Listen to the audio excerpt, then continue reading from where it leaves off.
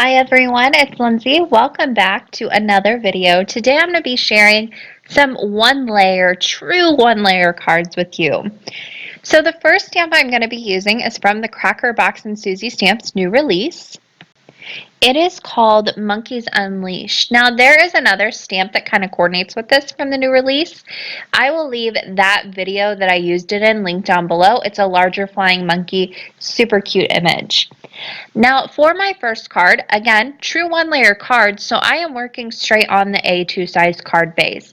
I went ahead and placed the stamp right in the middle so I could use some painter's tape and just cover up all the edges. I'm going to make a little scene right in the center of the card.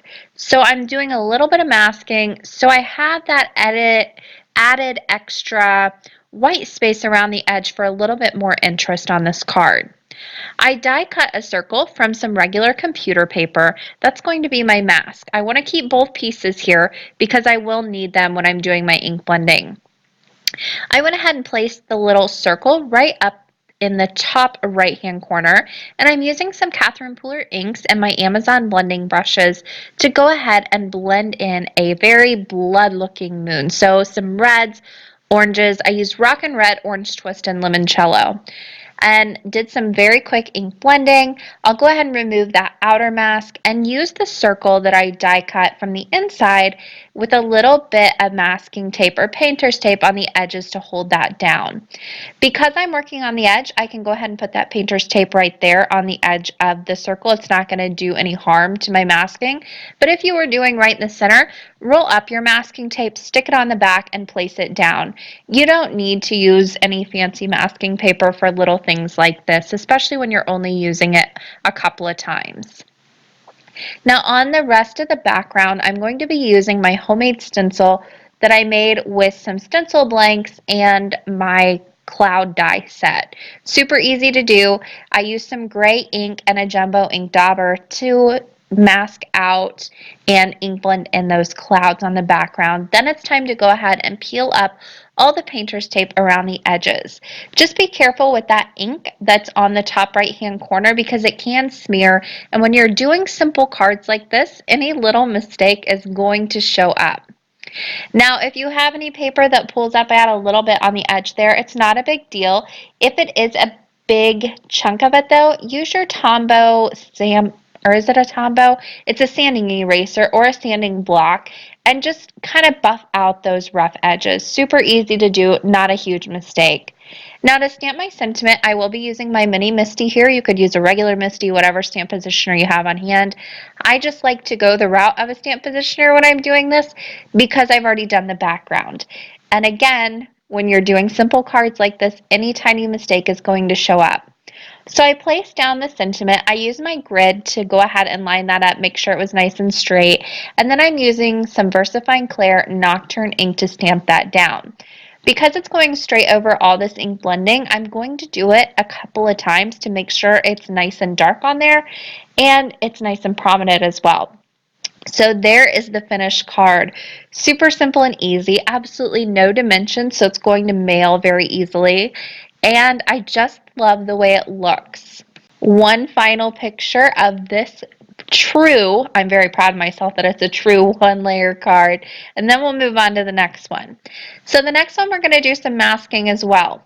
I'm using a larger circle die, and again I'm going with the computer paper here just because I don't need to go with any masking paper for this. It doesn't need to stay in its place for very long.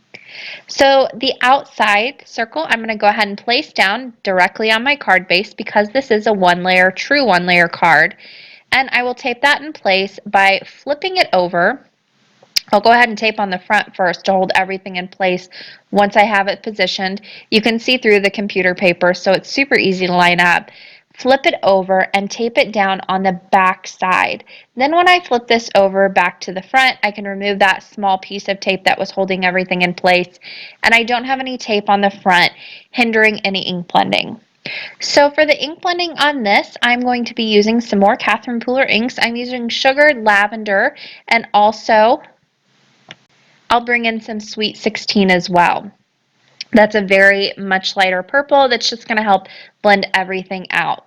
So I love to do masking on very simple cards and stenciling as well, which I'm doing now, just because it adds so much interest without any bulk. You can layer up your ink blending, you can layer up your masking and stenciling, and really create some fun backgrounds without any added extra dimension. So the stencil I'm using is from the Crafters Workshop. It is a cake and cookie stencil. I'm using, again, my blending brushes here and some over copy ink from Catherine Pooler. Now, these are great. These are food grade stencils from the Crafters Workshop for your cakes and your cookies. I don't really do any baking, so I like to use them in my craft room. Once they come to your craft room, though, they need to stay in your craft room. Just FYI there. I always like to say that to make sure.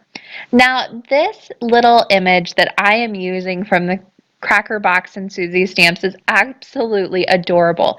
It is this little cat head that looks like it is peeking off from the side of the card. Now to stamp this, I'm going to start off with VersaFine Clear ink and stamp it a few times. I use dye inks to do my ink blending, and I wanted to go the route of first stamping a pigment ink on top of it. That's going to create kind of like a shield and a layer, so no dye ink is going to sink underneath that and mix in with the dye ink underneath. So I stamped that, and then over the top of that, I'm going to go in with the Midnight ink from Catherine Pooler and stamp that right on top of the VersaFine Clear ink. This is just going to give a nice matte look. It's also going to help it dry down, and it also will help it appear more black. So the VersaFine Clear is a little bit see-through, and that just again helps with the pigment situation on that. So I stamped that a few times, stamped a Here For You sentiment in the bottom right hand corner, and there it is, a second card that is a true one layer card, no dimension, really easy to mail. And I love the little cat over on the left-hand side. It's adorable. One final look at both of these one-layer cards. I hope you guys enjoyed this video. That does it for me today. Don't forget all the information that's going to be down in the description box, including the supplies and stamps I used. Don't forget to subscribe if you haven't already. Thanks for watching, and happy crafting, everyone.